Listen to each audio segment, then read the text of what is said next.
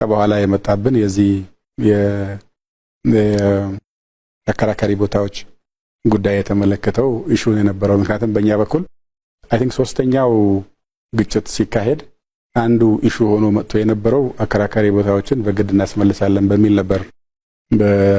በቲፒኤልኤፍ ሳይድና ሶኛ ጋር የነበረው ዝግጅት ኦኬ ሶስተኛው ጦርነት ያካሄዱት ለዛ መሬት ከነበረ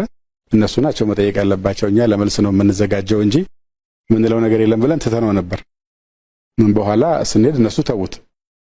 እንደነሱ ሰዎች ተዋክተውበት ሲያበቁ እንዴት ነው አጀንዳ ማያመጡት የሚል ነበርም በእኛ ስለነበረ አናነሳም ብለን ተው ነው እነሱም ሳያነሱት ልንፈራረም ደረሰን ጋዜጠኛ ጠራን እንግዳ መጣ አዳራሹ ልንገባ ስንል ግን አራያ ጉዳይማ ካላለቀ እንዴት ነገሩ የሚያልቀው ወደሚል ወደ ዜሮ መመለስ መጣ ሶሱ ትንሽ አካል ብሏል ምክንያቱም እየመራን ለሄደን ሰዎች ይሄን ጉዳይ እንዳድስ ማንሳት የእንትንም ጉዳይ አለው የፐርሰናል የቫልዩ ጉዳይም አለው ለሀገር ምን ጠቅማ ላይ ጠቅም የሚለው አንድ ጉዳይ ሆኖ ግን ሶፊት ተነጋግረህ ጨርሻለሁ ብለህ ወረቀት ላይ አስቀምጠህ ከዛ ግን የረሳሁት ነገር እኮ አለ አይባልም because ረስተን ሳይሆን የተሆነው አውቀን ስንሄድ ጀምሮ ተነጋግረን የተሆነው እነሱ ደግሞ እዛ ላይ አለመነሳቱ